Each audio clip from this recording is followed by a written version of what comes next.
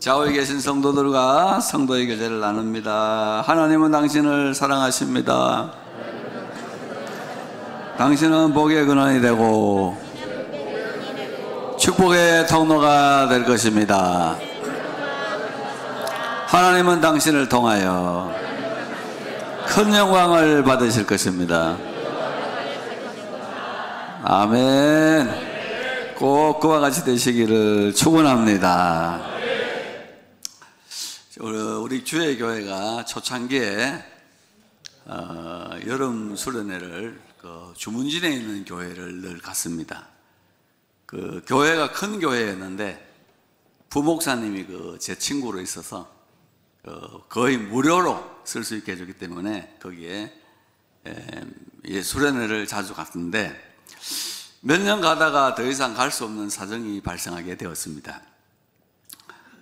그 목사님의 담임 목사님의 아들이 있었는데 아들이 서울에서 공부를 잘해서 공부를 하고 또 군대도 갔다 오고 대기업에 취직을 하고 결혼하고 아이도 한 명 낳고 이제 살고 있었습니다.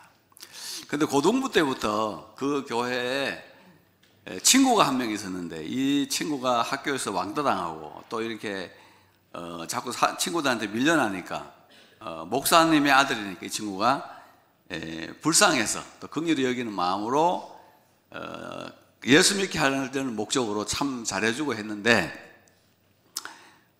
자기는 이제 홀로 혼자 살지 않습니까? 혼자 사는데 함께 있는 친구는 또 취직도 하고 결혼도 하고 아이도 낳고 하는 걸 늘 부러워하면서 또 부럽다 하는 그런 이야기를 하고 약간 우울기가 좀 있었어요.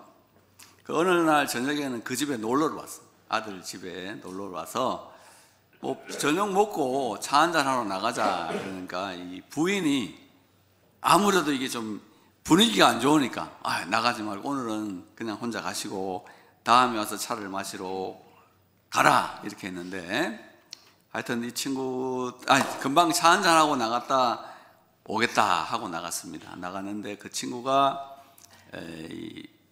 옆에 목사님 아들을 태우고 중앙선을 넘어서 트럭에다가 정면 충돌하는 바람에 둘 다 그 자리에서 죽어버리는 그런 일들이 생겼습니다. 당시 그 교회 담임 목사님은 우리나라에서 내노라는 부흥사였습니다. 남의 믿음을 막 부흥시키고 리바이벌 시키고 막 새롭게 하려고 아주 이름 있는 부흥사였는데 막상 자기가 아들이 그렇게 죽는 고통을 당하고는 정신줄을 거의 놓다시피 하게 됩니다. 그래서 아무리 내가 뭐 믿음이 좋고 남의 믿음을 막 일으키기 위해서 노력하는 사람도 결국은 내 자식이 그렇게 딱 되니까 뭐 정신줄을 놓고 한동안 뭐 병원 치료하느라고 막 집안에 너무 우환이 커서 저희들이 그때부터는 거기에 수련회를 못 가고 속초로 방향을 틀어서 수련회를 가게 되었습니다. 불쌍해서 잘 해줬는데 원수로 갚아버렸습니다. 왕따를 당해서 친구가 되어줬더니 원수로 갚는 인생을 바라보게 되는 거죠. 그래서 유대인들은 사람은 무엇이냐, 사람의 존재가 무엇이냐라고 얘기할 때 크게 세 가지를 이야기합니다. 첫째는 천사와 마귀가 공존하고 있다. 천사같이 선할 수도 있고 마귀같이 악해질 수도 있다. 이렇게 이야기합니다. 성경 말씀 읽어보면 스데반 집사님은 그 얼굴이 천사와 같았다. 복음을 전합니다. 복음을 반대하는 사람이 돌을 쳐서 날 죽입니다. 돌을 맞아 죽으면서 무릎을 꿇고 저들의 죄를 용서해달라고 기도하고 죽습니다. 그런데 그 스데반의 얼굴에 대해서 성경이 묘사하기를 천사의 얼굴과 같았다. 스데반은 은혜도 충만했습니다. 지혜도 충만했습니다. 성령도 충만했습니다. 권능도 충만했다고 성경이 기록하고 있습니다. 이 속에 있는 은혜가 충만하고 지혜가 충만하고 성령이 충만한 이것이 얼굴로 나타날 때는 천사의 얼굴로 나타나게 되었다. 사람들이 누가 보더라도 이 스데반은 천사의 얼굴로 살았다. 그런데 성경 말씀을 보면 예수님하고 3년 동안 같이 다닌 제자가 있었습니다. 가룟 유다죠. 가룟 유다는 마귀인이라고 예수님이 말씀하셨습니다. 마귀의 생각을 늘 받습니다. 마귀의 생각이 내 생각이 됩니다. 돈을 너무나도 좋아하게 됐어요. 그래서 예수님마저 노예를 팔 수 있는 은 30을 받고 그냥 팔아서 그 돈까지 내가 챙겼습니다. 예수님을 팔고 돈을 받고 그걸로 또 밭까지 사는 그런 사람이었는데, 예수님께서 저 유다는 마귀를 닮았다든지 마귀와 비슷하다 그러지 않고 너희 중에 하나는 유다를 콕 찍어서 마귀라고 이야기를 한 겁니다. 3년 동안 말씀을 들었는데 왜 요즘 말로 1도 변하지 않는 겁니까? 하나도 변하지 않아요. 제가 여러분에게 3년 동안 설교해서 변화되지 않았다면 그건 이해가 돼요. 왜냐하면 나는 하나님이 아니니까. 그 예수님이 직접 말씀하셨는데 하나님의 아들이 직접 말해도 1도 변하지 않았다. 이거는 좀 이상한 거 아닌가. 그래서 너희 중에 하나는 마귀다, 이렇게 이야기를 한 겁니다. 교회를 다니고 있는 동안에 나는 지금 어디로 가고 있습니까? 마귀를 닮은 길로 가고 있습니까? 천사를 닮은 길로 가고 있습니까? 주일날 올 때마다 은혜 충만, 성령 충만, 지혜 충만, 권능이 충만해져서 천사의 얼굴로 사시기를 축원합니다. 천사의 얼굴로 살 때 그 사람을 만나는 사람이 살 수가 있고 기분이 좋고 그렇게 우리가 함께 살아갈 수 있는 세상이 열리는 거다. 그거를 잊지 말아야 됩니다. 내가 마귀와 같이 살 수 있습니다. 변화되지 않기로 작정한다면 누가 변화시킬 수가 있습니까? 하나님의 아들 예수 그리스도도 변화시키지 못하는 인생들을 이 앞에 서 있는 목사가 어떻게 변화시킬 수 있겠습니까만은 마음을 열고 말씀을 받아들이고 영원한 생명을 받아들일 때 우리가 변화될 수 있다는 사실을 알고 더 이상은 인상을 쓰지 마세요. 더 이상 나쁜 소리도 하지 마시고 이렇게도 할 수 있고 저렇게도 할 수 있다면 천사의 모습을 닮아가는 하나님의 자녀들이 되시기를 축복합니다. 두 번째는 육과 영의 공존을 이야기합니다. 하나님이 사람을 지으셨습니다.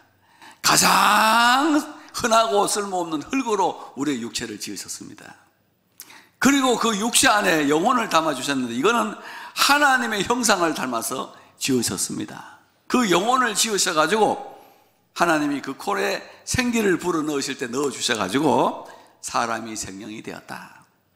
여호와 하나님이 흙으로 사람을 지으시고 그 코에 생기를 불어넣으시니 사람이 생명이 된지라 라고 했습니다. 가장 싼 흙과 가장 고귀한 영이 합쳐가지고 한 사람이 되어서 살아가고 있는데 그냥 사는 게 아닙니다. 사도 바울이 이야기를 하지 않습니까? 육의 소욕이 있어요. 흙으로 지은 육의 소욕이 있고 성령으로 지은 영의 소욕이 있습니다. 그래서 이 둘이 서로 부딪힌다고 말합니다. 육의 소욕은 영의 소욕을 거스리고 영의 소욕은 육의 소욕을 거스리다니 이 둘이 서로 싸워서 원하는 바를 이루지 못하게 하려 함이라.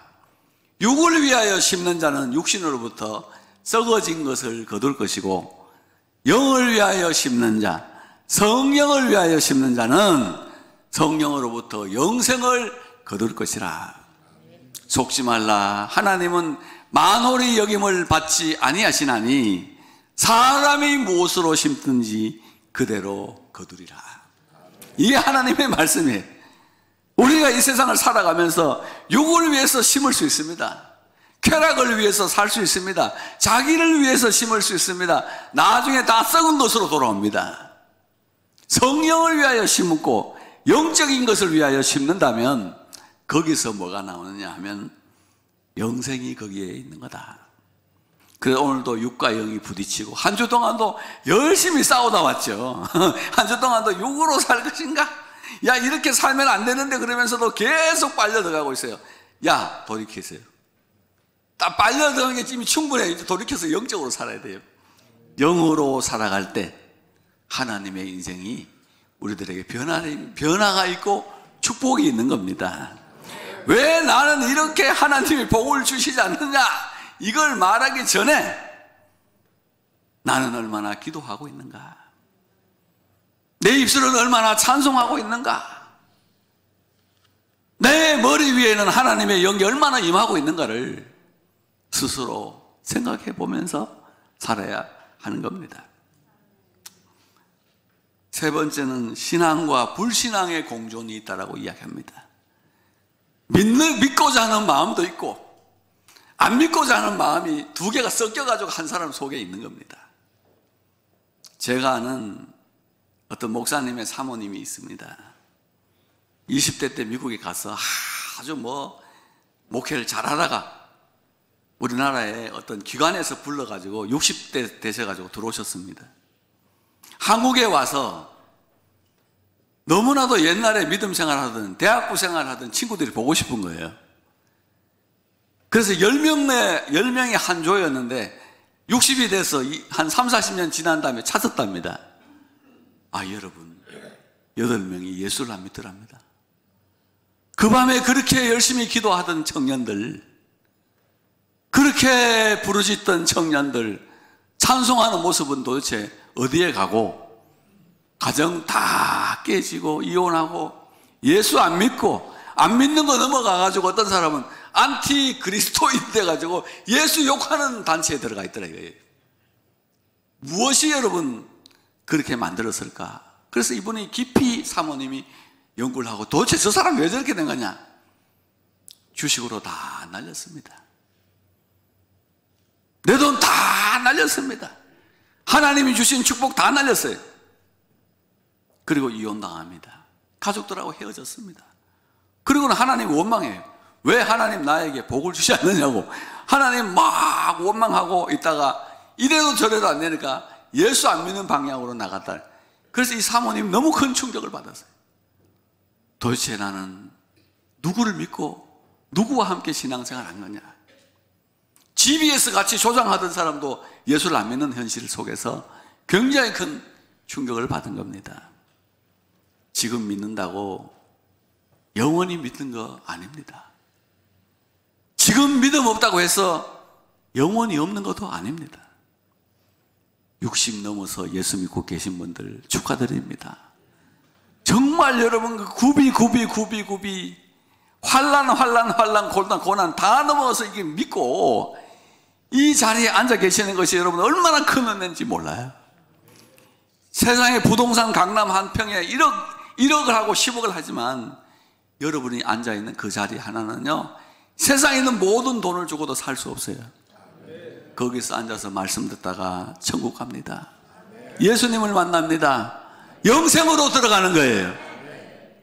그게 정말 얼마나 귀한 자리였는가를 이제서야 알게 되는 이런 일들도 일어나게 됩니다. 예수를 믿지만 돈을 너무 사랑했던 거예요. 돈을 사랑함이 일만 악의 뿌리가 됐어요. 예수님께서 분명히 말씀하셨어요. 재물과 하나님은 겸하여 섬길 수 있는 것이 아니다. 분명히 말씀했는데도 불구하고 주신 것만 잘 모아서도 될 텐데 그 다 떨어먹고는 하나님 원망하고 있으니 이거 어쩌면 좋으냐는 그런 이야기입니다.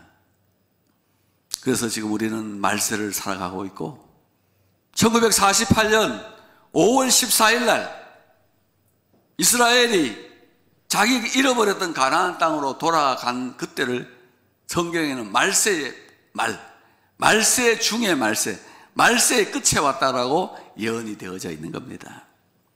우리는 지금 말세지 말에 살아가고 있는데 신앙생활 어떻게 해야 될지 오늘 본문의 베드로는 아주 간단하게 3가지로 요약해서 말씀해 주고 있습니다. 그 첫 번째가 기도하라는 겁니다. 7절 말씀 보면 너희는 정신을 차리고 근신하여 기도하라. 받아해 봅시다. 정신을 차리고 근신하여 기도하라. 아멘. 정신 차리고 근신하여 기도하실 분 아멘. 왜 말세를 살아가는 우리들에게 베드로는 기도하라고 요청을 하고 있는 겁니까? 말세는 타락의 시대입니다. 말세는 쾌락의 시대입니다. 말세는 돈의 시대예요. 말세는 정욕의 시대입니다. 말세는 이기주의의 시대고 자기만을 사랑하는, 쾌락을 하나님보다 더 사랑하는 시대라고 이야기를 하고 있어요. 이 어마어마한 시대 속에 우리가 살고 있기 때문에 정신을 차리고 기도하지 않으면 그 속으로 빨려 들어가 버립니다. 8명처럼 그 물질 속으로 빨려 들어가 가지고 우리의 존재가 없어질 수도 있는 거예요. 그래서 세상 유혹 이기려면 기도해라. 세상 쾌락 이기려면 기도하고, 세상 가치관 이기려면 기도하고, 세상 정신 이기려면 기도해라. 기도하면 어떤 일이 일어난다 그랬어요? 열방을 유업으로 주리라. 네 소유가 땅끝까지 이르러려다. 내가 너에게 철장 권세를 주어서 세상에 있는 모든 문제들을 질그릇같이 깨도록 권세를 주겠다 그랬어요. 하나님은 기도하는 자들에게 권세를 주세요. 철장 권세 받으시기를 축원합니다. 영적인 권세를 받으시기를 축원합니다. 마귀를 가루로 만들어 버릴 수 있는 영적 권세, 인적인 권세도 받아서 사람들이 몰려오고, 물적인 권세도 받아서 세상에 있는 많은 것들이 여러분에게 공급되시기를 축복합니다. 그래서 시편 2편에서 기도하라, 철장 권세를 내가 너에게 주겠다. 세상을 흙그릇처럼 깰 수 있는 능력을 주겠다. 기도함으로 유혹을 이기죠. 세상을 이길 수 있습니다. 그리고 한 걸음 더 나아가서 권세를 받아서 승리할 수 있습니다. 그러면 기도하고 가장 깊은 기도의 심층부, 기도의 지성소는 도대체 뭐냐? 십자가에 못 박힌 예수님의 얼굴을 보는 거예요. 그게 사람이 기도하면서 얻을 수 있는 가장 깊은 기도입니다. 기도하다가 영적인 세계 속으로 들어가서 나를 위해서 십자가에 못 박힌 예수 그리스도의 얼굴을 봅니다. 그 얼굴을 자세히 보니까 가시 면류관을 쓰고 채찍 맞아가지고 온 얼굴이 피덩어리가 돼 있어요. 피범벅이 돼 있어요. 그 피가 막 예수님의 눈에까지 흘러내려가서 시뻘건 눈을 가지고 계시는 예수님을 만나는 거예요. 그리고 그 얼굴에서 나오는 예수님의 말씀, 내가 너를 이렇게 사랑한다. 내가 죽기까지 너를 사랑한다. 내가 너를 살리기 위해서 이렇게 죽었다. 내가 너를 천국으로 데려갈 것이고 너의 미래를 축복해 줄 것이다. 그 십자가에 못 박힌 주님의 얼굴을 만나야 믿음이 서요. 그 예수님의 얼굴을 본 사람, 그 예수 그리스도의 얼굴에서 나오는 말씀을 들은 사람은 믿음이 흔들리지 않아요. 그래서 기도하라는 거예요. 기도하세요. 십자가를 볼 때마다 뭘 느낍니까? 나의 죄를 씻어주신 예수 그리스도, 나에게 영생을 주기 위해서 고난당하신 예수 그리스도, 그 몸짓고 피 흘려서 나에게 성령을 주신 예수 그리스도, 천국의 길을 열어주신 예수 그리스도를 만난다.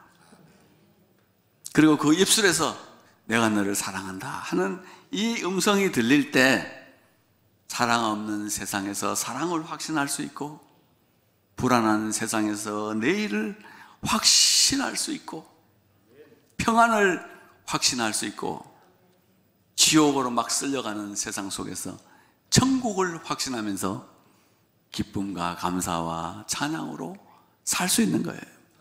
이게 바로 십자가를 봐야만 믿음으로 승리할 수 있기 때문에 정신 차리고 근신하여 기도하라. 기도하시는, 정신 차리시기를. 옆 사람한테 이야기 좀 했어요. 정신 좀 차려라 인간아.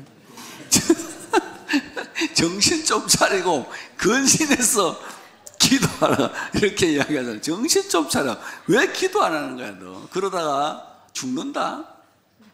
세상 유혹에 빠져 죽어.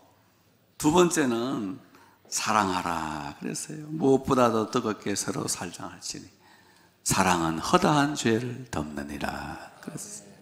줄 끊으세요. 사랑은 허다한 죄를 덮어요. 성경을 연구하는 성경학자들이요, 성경을 보면서 놀라운 거 발견했어요. 하나님이 모세의 큰 살인죄를 덮어주셨어요. 그랬더니 모세가 하나님 나라에 큰 영광 돌리는 인물이 됐어요. 하나님이 다윗의 살인죄와 간음죄를 다 덮어주셨어요. 하나님을 찬송하는 인물이 됐어요. 신약으로 넘어오면은 자기를 3번이나 부인한 예수님이 베드로를 용서해 주셨어요. 죄를 덮어주셨어요. 그랬더니 베드로가요, 세계사와 문화사를 변화시키는 위대한 사도가 되었어요. 교회 핍박하고 예수 믿는 사람 잡아 죽이는 바울의 죄를 덮어주셨어요. 바울이 어떻게 됐습니까? 세계적인 사도, 복음의 사도가 됐어요. 현장에서 가늠하다 붙잡혔던 여인들, 장녀 마리아의 죄를 용서해 주었습니다. 마리아가 어떻게 됐습니까? 부활의 증인이 됐어요. 그래서 성경학자들이 그래, 죄를 덮어줄수록 위대한 인물이 된다. 죄를 덮어주실수록, 사람의 죄를 덮어줄수록 위대한 사람으로 변화되는 거예요. 제가 개척교회 처음 할 때 다른 교회는 예배 시간을 어떻게 하나 싶어서 집사람하고 큰 교회 탐방을 갔습니다. 다른 교회는 예배를 어떻게 드리냐 궁금해가지고. 요즘에는 너무너무 좋아요. 유튜브가 생겨가지고 모든 교회 라이브 방송이 다 나와요. 가서 볼 필요가 없을 만큼 좋아요. 유튜브가 있으면서 얼마나 좋은지 몰라요. 근데 나쁜 점이 있어요. 조회수가 나와요.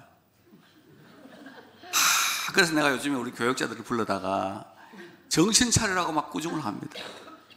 어떻게 담임 목사는 조회수가 37회가 나오는데 너는 165회가 나오냐? 어떻게 200회가 나올 수 있냐? 우리 이광민 전도사는 막 200회까지 나와요. 내가 막 꾸중을 했어요. 다음부터 60회 이상 나오면 너 알아서 해라. 눈치껏 직장생활 해야지. 그랬더니 또 다음부터 설교 못하겠습니다. 그래. 일부러 조회수 낮추려고 설교를 못하겠다 이랬는데 아무래도 보니까 잘생긴 사람이라 많이 보는 것 같아요. 어디 봐요. 그게 참 그 영향이 있더라고. 그래서 이게 화딱지가 확 났다고. 아니 나는 37회인데 무슨 전도사가 165야. 열받잖아요. 막 부글부글 끓었어요. 근데 빌립보서를 읽는데 이렇게 전파되든 저렇게 전파되든 전파되는 건 예수니까 나는 기뻐하리라 하는 말씀이 있어서 에이 강강술래 몇 번 해서 뱅글뱅글 돌고 에이 저 많은 죄를 용서해 줘야 되겠다. 그래서 용서하기로 했어요. 그래서 용서하기로 했어요. 그거를 가지고 욕하는 담임 목사나 자기보다 조회수가 많이 나온다고 욕하는 꾸중하는 목사나 또 그렇게 안 되도록 조심하겠다는 직원이나 뭐 비슷비슷한 것 같아. 이게 또이또이가 되는 거 아닌가 싶어요. 그래서 야 이거 참 재미있는 세상이다. 여러분들이 전도사님을 지키려면은 내 설교를 3초만 들어주시기 바랍니다. 조회수를 좀 높여놔야 이 사람들이 살지. 내가 또 이게 또 이렇게 했다가 열받으면 잔소리 한다고. 그래서 세상이 지금 막 그렇게 돌아가니까 나 한 번씩 눌러줬을 분 아멘. 나 좀 한 번 눌러줘 아멘. 전도사님보다 1은 더 나오도록 그 관리자로 지금 박은자 집사 임명합니다. 다닐 때마다 계속 눌려. 틀어놓고도 살아가요. 그런 거죠. 사랑을 덮어야 돼요. 우리 주변에 여러분, 우리나라에서 3번째 큰 우리 교단 교회가 있었어요. 9,500명에 130억이 됐어요. 우리 교단에서 3번째 큰 교회가 여기 있었다고. 막 서로 죄를 꺼내가지고 싸우기 시작하더니 지금 우리 교회만 해졌어요. 130억 중에 100억을 선교비로 썼는데 선교사들 다 철수했어요. 싸워가지고 다 없어져 버렸어요. 선교사 다 철수하고 선교 다 없어져 버리고 말았어요. 시끄럽게 한 사람들은 어떻게 했는지 여러분 입에 담기도 끔찍해요. 입에 담기도. 교회 시끄럽게 한 사람들 어떻게 했는지요 입에 담을 수도 없어요. 얼마나 큰 거 했는지요 입에 담을 수도 없어요. 그 하나님 나라 다 깬다고. 그러니까 제발 남의 허물 덮어주고 사세요. 남의 허물 덮어주고 사세요. 우리가 뭐 잘나봐야 얼마나 잘났고 못나봐야 얼마나 못났다고 그렇게 덧붙여서 싸울 것인가. 그 다음에 이제 마지막 3번째는 은사를 받은 대로 서로 봉사하라 그랬습니다. 서로 사랑하라, 서로 대접하라, 서로 봉사하라. 이거는 개인의 상급을 위해서 하는 거예요. 마지막 날에 우리가 신앙생활 잘 하려면 내 은사 받은 대로 열심히 해라. 주일 아침부터 열심히 와서 선생님들도 계시고 밥하는 분들도 계시고 식당 봉사하는 분도 계시고 성가대도 계시고 다 참 열심히 하는 보면은 눈물겨울 정도예요. 돈을 주는 건 아닌데 왜 저렇게 열심히 하는 거야 싶어요. 얼마나 또 돈도 안 주는 교회에 온다고 또 비싼 화장품 또 다 바르고 찍어 바르고 찌아바르 다 해가지고 비싼 거 다 바르고 오는 보면은 야 너무 이거 신기한 거 아니냐. 하나님 상급 주세요. 물 한 잔도 있지 않고 냉수 한 그릇도 있지 않고 상급을 주시리라 그랬어요. 나는 우리 교우들이 자기 은사를 따라서 열심히 봉사하시기를 바랍니다. 은사 따라 하면 돼요. 어떤 사람은 성가대 은사 따라서 노래를 하는데 은사가 있는지는 잘 모르겠어요. 하여튼 막 열심히 오는 거 출석하는 은사가 은사예요. 절대 여러분 모독하는 거 아닙니다. 또 꽁 해가지고 너 두고 보자. 아니 너는 설교 잘하냐? 그러면 할 말 없어. 나도 너는 조회수 37번 나오는 주제에 뭐 할 말이 많냐? 이러면 할 말이 없다고. 나도 그러나 서로 그냥 덮고 살자고. 어떻게 됐든 간에 열심히 하는 건 좋은 거야. 이강민 전도사님 잘 들어요. 지금 딴 생각할 때 아니에요. 지금 담임 목사 굉장히 괴로워하고 있다는 사실을 알고 직장생활을 눈치 있게 잘해야 된다고 그러니까 하여튼 하고 그 다음에는 뭐지? 서로 사랑해서 죄를 덮고 정신 차리고 기도해서 이 험한 세상 말세 믿음 잃지 말고 저 천국 가서 천국에도 골인하고 하나님 만나고 큰 칭찬과 존귀와 영광을 얻으시기를 축복합니다.